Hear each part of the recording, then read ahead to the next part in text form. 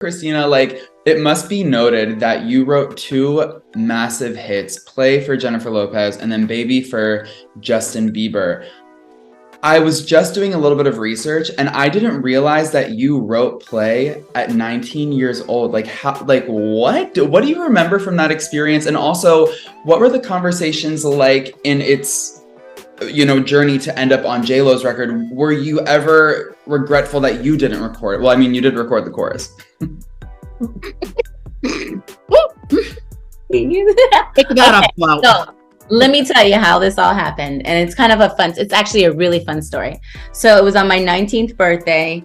I was in Sweden working with Bloodshy and Avant. And I was supposed to go in the studio the next day with Anders Bagge and go write a song for me, actually. So I was partying that night. We went to Fridays. That was my first time at Fridays in Sweden.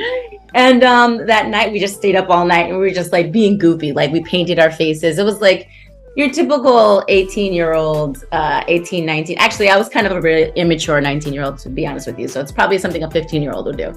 So face painting and so I went to bed late that night and I woke up the next morning, had to go to the studio and I didn't write the song. Like I had the track and I didn't write anything. So I sat down in the bed. I had this track. I was like really tired and I played the track.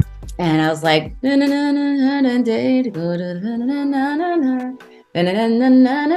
was like, this just sounds like too easy. It was just too easy to write at that moment. I wrote the song in like 15 minutes. And it was a joke to me a little bit because it was like, I had just started to become a writer and I just did a lot of rhymes. And I was like, it's like a Dr. Seuss rhyme. And I told my mom, I was like, here, come listen. And she's like, no, I love it. I love it.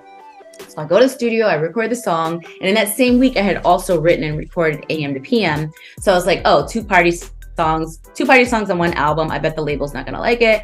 Send it to the label. They were like, all right, it's cool. But I was like, yep, we got AM to PM. I was like, AM to PM is my jam. A month later, the producers tell me, oh, Tommy Mottola's coming in and he's going to listen to some music.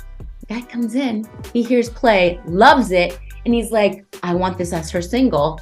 And like a month later, and so yes, I recorded the original demo. A month later, Tommy Mottola gets it for Jennifer. And next thing I know, she's going to New York. She's in New York. She's recording the song. I came in to help rewrite some of the stuff. And yes, I sing backgrounds on it. It's no different than Michael Jackson having background singers on songs or Britney Spears. Like this is what music is made of. You want a blend of voices. It makes songs better to me. So it's funny when people kind of like talk about this being a thing about Jennifer, me singing on the song with Jennifer. I have background singers on some of my songs. So to me, yes, hands down, she killed it. She's so good. I love that song. I'm so happy that she did it. And I can't believe at 19 years old, I wrote a song for J.Lo. Thank you for sharing that story because I was always so curious just how you felt about that because that is something that comes up on Twitter and social media. Often It's like, oh, give Christina that feature credit, but it's interesting to hear your thoughts about it and how you were ultimately happy that it ended up with J.Lo. No, I'm so happy. And I don't need a feature credit. I'm on the credits as for whatever nature as a writer and for singing backgrounds. There is credit for that. And to me, I'm just also so happy that she did it because she's an icon. She's amazing.